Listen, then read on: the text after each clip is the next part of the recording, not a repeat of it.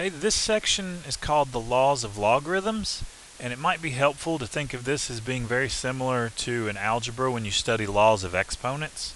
There are several laws of logarithms that we're going to need when we want to manipulate logarithms and use them later in solving equations. And we're going to look at in this section three main rules of logarithms that are sometimes called in order here the product rule, the quotient rule, and the power rule. And there's some assumptions here. Of course, we've talked about necessary bases, and these rules are true for any base as long as you're consistent in a particular rule with the same base. But it's also important, as we're going to see this later, I'll mention again when we get to equations. Sometimes we take this for granted when we're working with the symbols, but the inputs of logarithms have to be positive. They're only defined for positive numbers. So the m and n in my expressions here, which are representing any algebraic expression, need to be positive, represent positive numbers. Okay. So the first rule tells us that if we have a logarithm of two expressions, two quantities being multiplied together inside, we can perhaps simplify it by breaking it apart into two separate logarithms. We have the log of the first part plus the log of the second part. And similar with division, we can break apart the fraction into subtraction of the two logarithms. You have log of the numerator minus log of the denominator. And then the third rule tells us that we can drop exponents to the front when we have logarithms, which is going to be a really powerful tool for solving equations. If you're trying to solve for x and you can take a logarithm, you can drop x to the front of the expression, because log base b of m to a power is equal to the power times log base b of m, which is a really powerful, nice result to have.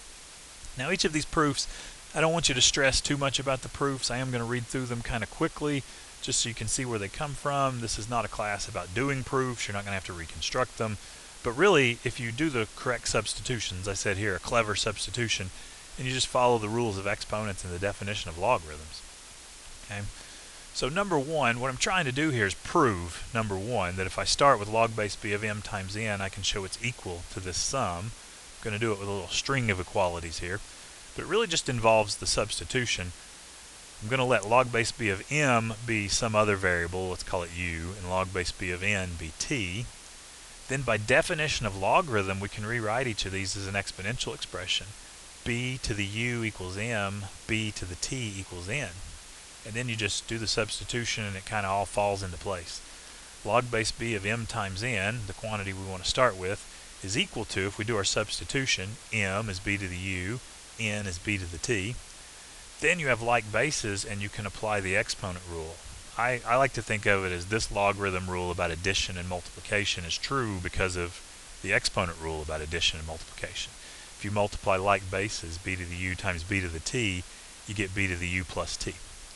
And then log base b and b to the power cancel out. They're inverses.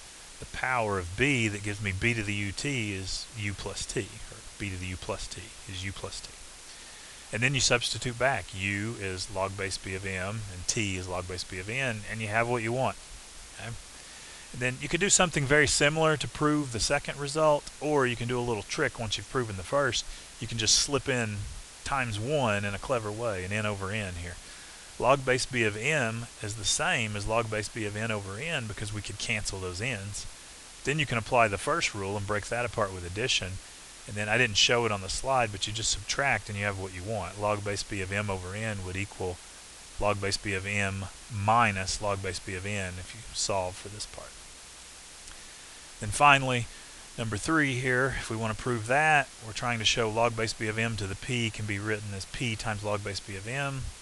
Well, the substitution will be to let log base b of m equal u, then by definition b to the u equals m. You substitute that in and apply the exponent rule that if you have something raised to a power or to another power, you multiply the powers. So I get log base b of b to the up, to the u times p. And then again, the b's match, the log and the exponential cancel out. You just get the power, u times p. You substitute back in that u was log base b of m, and you have p times log base b of m.